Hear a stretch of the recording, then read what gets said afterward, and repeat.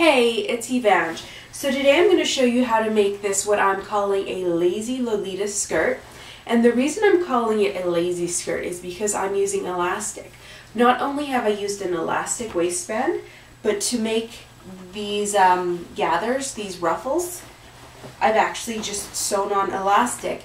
And if anyone's familiar with the way I sew, the way I like to make things, you'll know that I like things very, very tailored, very fitted, very crisp. So elastic for me is lazy. That's basically it. So yeah, this skirt is really cute. I guess this particular one I think looks kind of like Little Bo Peep. I'm not sure if this counts as sweet Lolita or classic Lolita or maybe hime or hime. Not sure how it's said. But yeah, it's a pretty cute skirt, I think. And it's actually really, really simple once you break it down into its components. So keep watching. This is going to be a tutorial on how to make it. Also, you can check out my website, www.evangesews.com, for patterns and step-by-step instructions, just in case anything in the tutorial isn't clear. So to start, I've just cut out a half circle skirt. A half circle skirt is just a variation on a full circle skirt. And if you're unsure about how that works, you can check out my video on circle skirts. But basically what I've done is I've measured my hips, not my waist, my hips, and I've multiplied by 2, found the radius, and then, you know, cut out the pattern. But the reason I've used my hip measurement and not my waist measurement is because this is going to be elasticized at the top, so it's going to have to pull on over my hips. So that's why I've used my hip measurement.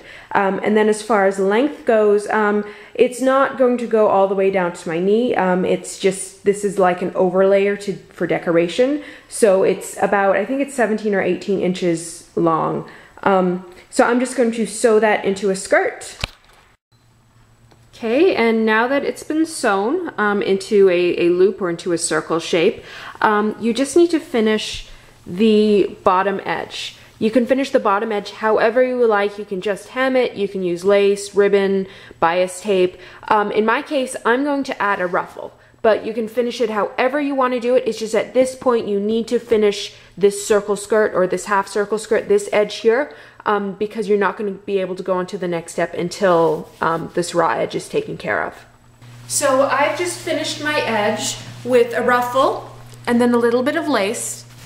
So this could be a finished skirt as it is, you just need to put in a waistband. However, I want to add scallops to the bottom, which is where it's going to come up.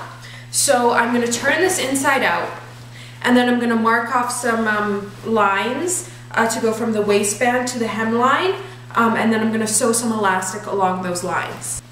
So I've got a line marked off on my fabric. It goes from the hemline to the waistline, and what I'm going to do is I'm just going to take a piece of elastic and I'm going to sew it from the hemline to the waistline, stretching it as I sew.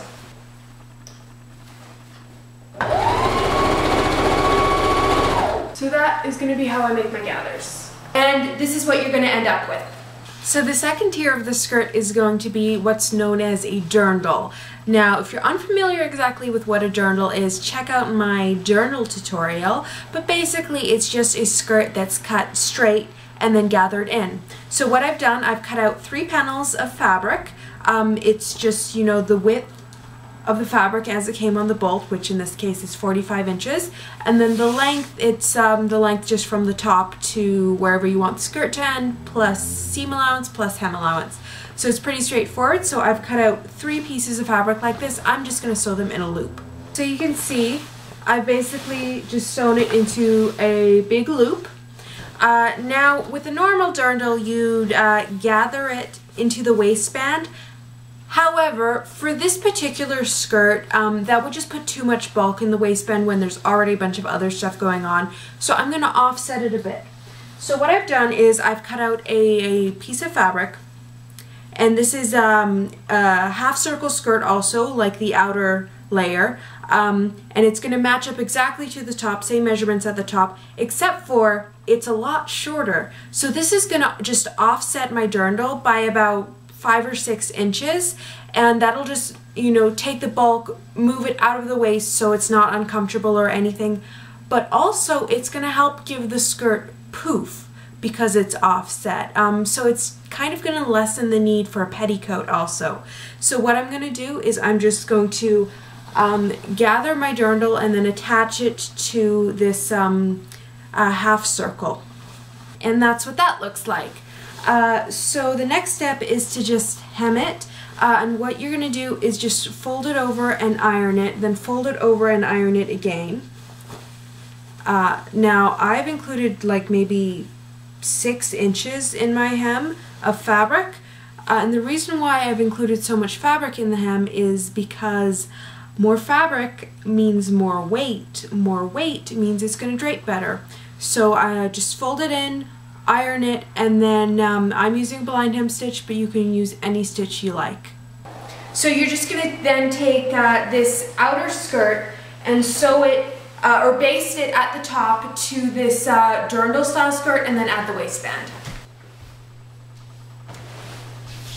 So I've sewn on a waistband and this is the final skirt and I've got to go out the door like right now. So yeah, check out my website. I guess I did skim over a lot of stuff in this skirt, so I will do like a full tutorial.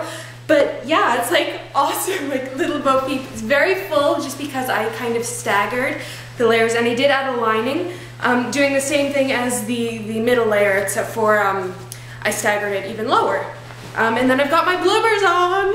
Awesome. Thanks for watching.